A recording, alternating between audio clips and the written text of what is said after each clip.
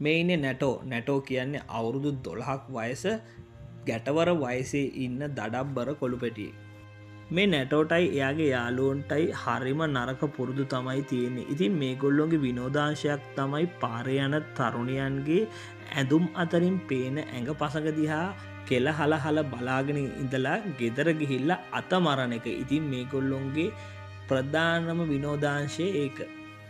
මේක ටිකක් වනචර පුරුද්දක් වුණාට ගැටවර වයස පසු කරලා ඉන්න ඔගොල්ලො හැමෝම දන්නවා ඒක ඉතාම සාමාන්‍ය දෙයක් ඔය වයසේදි කියන එක. මේ දවසල මේ ගොල්ලොන්ගේ විතරක් නෙවෙයි මුළු නගරෙම මේ ගොල්ලොන්ගේ ගොදුර වෙලා තියෙන්නේ නගරයට අලුතෙන් ආපු මලීන කියන අවුරුදු 33ක කාන්තාවක්.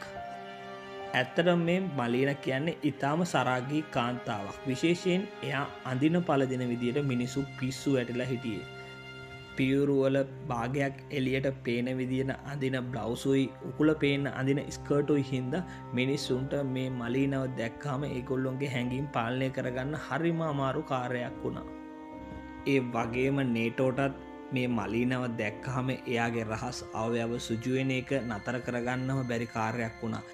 නේටෝ මේ වෙනකොට ඉස්කෝලේ යන්නෙත් නෑ. ඉස්කෝලෙත් කට් කරලා නේටෝ එන්නේ මලීනගේ ගේ ඉස්සරහට මලීනව බලාගන්න. දවසක් මලීන ගෙයින් එළියට ඇවිල්ලා නේටෝව දැකලා නේටෝට කතා කරලා කියනවා කඩේට ගිහිල්ලා එයාට සිගරට් කීපයක් ගෙනල්ලා දෙන්න කියලා. ඉතින් මේ වෙලාවේදී නේටෝට සල්ලි දෙන්න හදනකොට සල්ලි කොලේ බිම් වැටිච්ච හින්දා ඒක ගන්න මලීන පාත් වෙනකොට නේටෝ දකිනවා මේ සරාගී මලීනගේ උකුල. ඉතින් මේ උකුල දැක්කට පස්සේ නේටෝට එයාගේ පිස්සුව තවත් වැඩි වෙනවා. නේටෝට ගෙදර ගිහිල්ලා මතක් වෙන්නෙත් ඒ දැකපු දේමයි. ඉතින් නේටෝ ඒ රෑම යනවා නැවතත් මලීනගේ ගේ ඉස්සරහට. ඉතින් ඒ විතරක් නෙමෙයි හැම තිස්සෙම මෙයා මලීන යන්නේ එන්නේ කොහෙද මලීනගේ ගෙදරට කවුද එන්නේ මේ හැම දෙයක් දිහාම එයා එළියේ ඉඳන් හොරෙන් බලාගෙන ඉන්න එක පුරුද්දක් විදියට කරගෙන යන්න පටන් ගන්නවා. මලීනයි ගෙදර ජීවත් වෙන්නේ මලීනයි එයාගේ වයසක තාත්තයි විතරයි. එයාගේ හස්බන්ඩ් ඉතාලියේ යුද්ධයට ගිහිල්ලා ඒ යුද්ධයේදී එයා මැරුණයි කියලා නිවුස් එකක් එනවා ගමට. කොහොම වුණත් නගරයේ තවත් හමුදා නිලධාරියෙක් එක්ක මලීනට සම්බන්ධයක් තිබුණා. ඉතින් මේ අනියම් ඇසුර ජයටම මේ දෙන්න කරගෙන ගියා. ඉතින් හුඟක් වෙලාවල් වලට මේ හමුදා නිලධාරියා රැයට තමයි මලීනව හම්බ වෙන්නේ එයාගේ ගෙදරට එන්නේ. දවසක් හොර රහසේම මේ හමුදා නිලධාරියා මලීනව හම්බෙලා ගෙදරින් එළියට බැහැලා යනකොට මෙයාව අහුවෙනවා ඒ මලීන ගැන තවත් හිතේ තියාගෙන හිටපු දද්දොස්තර කෙනෙක්ට. ඉතින් මේ දෙන්න අතර රණ්ඩුවක් ඇති වෙනවා. මේ රණ්ඩුව හින්දා මලීනටත් උසාවි යන්න සිද්ධ වෙනවා. ඉතින් මේ වෙලාවේදී මලීනට නීතිඥයෙක්ගේ සහාය ගන්න ඌමනා වෙනවා. කොහොම වුණත් මේ නීතිඥයාගේ ගාස්තුව විදියට එයා බලාපොරොත්තු වෙන්නේ සල්ලි නෙමෙයි මේ මලීනත් එක්ක යහන් ගත වෙන්න. ඉතින් මේ මලීනට නීතිඥවරයාගේ ගාස්තුව වෙනුවට ඒ නීතිඥවරයාත් එක්ක යහන් ගත වෙන්න පවා සිද්ධ වෙනවා. ටික කාලයක් ඔය විදියට ගත වෙනවා. ඉතින් මලීනගේ තාත්තා රෝගාතුර වෙලා ජීවිතයට සමුදෙනවා. ඊට පස්සේ මලීන මේ සමාජයේ තනි වෙනවා. කොහොම වුණත් මලීනට දැන් ජීවත් වෙන්න විදියකුත් නැහැ. එයාගේ සැමියාත් නැහනේ. ඉතින් නගරේ ඉන්න මලීනට පිස්සු වැටලා ඉන්න පිරිමි ටික මේක අවස්ථාවක් කරගෙන මලීනට කෑම ටිකක් දීලා එහෙම නැත්නම් මලීනට පොඩි උදව්වක් කරලා ඒගොල්ලොන්ගේ මනදොල පිනව ගන්න එක පුරුද්දක් කරගත්තා. මලීනගේ ජීවිතයට අත් වෙලා තියෙන අවාසනාවන්ත ඉරණම ගැන බලාගෙන ඉන්න නේටෝට මලීන ගැන ලොකු කනගාටුවක් ඇති වෙනවා. ඒ වගේම එයාට මලීනට උදව් කරන්න ඌමනාව තිබුණත් එයා දන්නවා එයාට ඒ දේවල් කරගන්න බෑ. මොකද එයා තාම අවුරුදු 12ක පුංචි ගැටවරයෙක් හින්දා. මේ හේතුන් හින්දා මලීනට එයාගේ ප්‍රධාන ආදායම් මාර්ගයේ විදියට ගණිකා වෘත්තිය තෝරගන්න සිද්ධ වෙනවා. ඉතින් එයා නගරේ ඉන්න හමුදා නිලධාරීන්ට වයසක මිනිස්සුන්ට තරුණයන්ට හැමෝටම එයාගේ ඇඟෙන් ඒගොල්ලොන්ට අවශ්‍ය තෘප්තිය ලබා ගන්න ඉඩ දීලා සල්ලි උපයන්න මේ මලීන තීරණය කරනවා. මේ විදියට නගරේ ඉන්න පිරිමින් එක්ක මලීනගේ ඇඟ බෙදා ගන්න එක ගැන නගරේ ඉන්න ගෑනු ටික නම් හිටියේ මලීනත් එක්ක ලොකු තරහකින්. කොහොමරි රටේ තිබුණ යුද්ධෙත් ඉවර වෙනවා. ඉතින් මිනිස්සු ප්‍රීති ഘോഷා නටන්න පටන් ගන්නවා.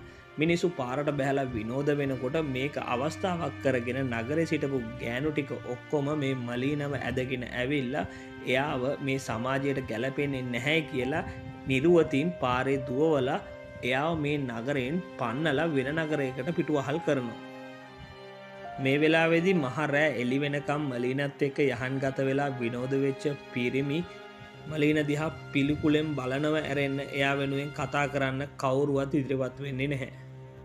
ඉතින් මේ සිදුවීම වෙනකොටත් නේටෝ මලීනගේ දිහා බලාගෙන ඉන්නේ. ඊටාම අනුකම්පා සහගත විදියට නේටෝ මලීනගේ දිහා බලාගෙන ඉන්නවා. නමුත් එයාට වෙන අවස්ථාවන් වලදී වගේම මේ වෙලාවේදී මලීන වෙනුවෙන් කරන්න පුළුවන් දෙයක් නැහැ.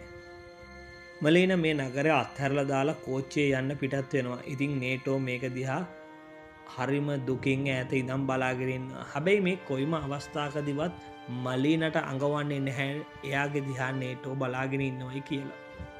මලීන නගරයෙන් ගිහිල්ලා කාලයක් ගත වෙනවා. දවසක් මලීනගේ සැමියා එහෙමත් නැත්නම් අර යුද්ධයේදී මැරුණයි කිව්ව යුද හමුදා නිලධාරියා නැවතත් මලීනව හොයාගෙන ගෙදර එනවා. ඇත්තටම මේ මිනිස්සයා යුද්ධයේදී මිය ගිහිල්ලා නැහැ. මෙයා ප්‍රතිවාදී හමුදා අත්අඩංගුවේ තමයි ඉඳලා තියෙන්නේ. කොහොම හරි මෙයා එතනින් නිදහස් වෙලා ගෙදර ආවට මලීනා මේ වෙනකොට එයාගේ ගෙදර නැහැ. ඉතින් මේ මලීනගේ සැමියා මලීනව කොච්චර හෙව්වත් එයාට හොයාගන්න බැරි වෙනවා. නගරේ ඉන්න කිසිම කෙනෙක් මේ මලීනගේ සැමියාගේ හොඳම යාළුවෙක්වත් මලීනට මොකද උනේ කියන එක එයාගේ සැමියාට කියන්නේ නැහැ. මොකද එයාගේ යාළුවෝ හැමෝමත් මේ වෙනකොට මලීනත් එක්ක නිදාගෙන ඉඳලා තියෙන හින්දා. කොහොම වුණත් නේටෝ තීරණය කරනවා සිද්ධ වෙච්ච හැම දෙම නිර්නාමික ලියුමකින් මේ මලීනගේ සැමියාට කියන්න. ඉතින් ඒ දේවල් හැම දෙයක්ම දැනගත්තට පස්සේ මලීනගේ සැමියා යනවා මලීනව හොයාගෙන. මේ මිනිස්සයා නැවතත් මලීනව එයා හිටපු නගරයටම එක්කන් එනවා. එයා ගැන හැම දෙයක්ම දැනගත්තත් මලීනගේ ඉතිහාසයේ මලීනගේ අතින් සිද්ධ වෙච්ච වැරදි ගැන එයා දැනගත්තත් මේ වෙලාවේදී මලීනව එයා අතාරින්නේ නැහැ. ඔහු ඇයව මේ නගරයට එක්කන් එන්නේ නැවතත් වංශවත් කුල කාන්තාවක් වගේ. ඉතින් මේක දිහා බලාගෙන ඉන්න නගරවැසියෝ පුදුමයටපත් වෙනවා. ඉතින් මේ නගරවැසියොත් මේ මලීනට ගරු කරන්න පටන් ගන්නවා. කාලේ ওই විදිහට ගත වෙනවා. නේටෝ තරුණ වියටත් එනවා. ඉතින් දවසක් නේටෝ දකිනවා මලීන පොලේ ගිහිල්ලා එනවා. එදා එයාගේ අතේ තිබුණ එළවලු මල්ල බිමට වැටෙනවා.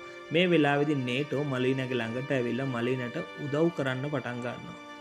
මෙතනදී මලීන මේ නේටෝට ස්තුතිවන්ත වෙනවා මේ එයාට එළවලු ටික එයාගේ බෑග් එකට දාගන්න කරන උදව්වට. හැබැයි මලීන දන්නේ නැහැ මේ එළවලු ටික බෑග් එකට දාගන්න විතරක් නෙමෙයි එයාගේ මුළු ජීවිතයම වෙනස් කරන්න එයාට උදව් කරපු රහසිගත උදව්කාරයා මෙන්න මේ කොල්ලයි කියලා. කොහොම වුණත් ෆිල්ම් එකේ ලා සීන් එක විදිහට අපිට පෙන්නනවා මේ අතින්වත් අල්ලපු නැති නේටෝගේ රහසිගත පෙම්වතිය ගැන නේටෝ මේ වගේ කතාවක් කියනවා. කාලේ හුඟක් ගෙවිලා ගියා. මම හුඟක් ගැහැණුන්ව ඇසුරු කරා. හැබැයි මට තුරුළු වෙලා හිටපු හැම ගැහැණියෙක්ම ඇහුවේ මාව ඔයාට මතක තියෙයිද කියලා විතරයි. එතකොට මගේ උත්තරේ වුණේ ඔව් මට ඔයාව කවදාවත් අමතක වෙන එකක් නැහැ කියලා. හැබැයි ඇත්තටම මගේ ජීවිතයේ මට අමතක නොවන එකම ගැහැණිය මලීන කියලා. මෙතනින් මේ ලස්සන ෆිල්ම් එක ඉවර වෙනවා. මූවි එකේ රිවිව් එක හොඳයි නම් ලයික් එකක් දාන්න. ඉස්සරහටත් මේ වගේ මූවි රිවිව්ස් බලන්න අපිව සබ්ස්ක්‍රයිබ් කරලා නැත්නම් දැම්ම සබ්ස්ක්‍රයිබ් කරන්න.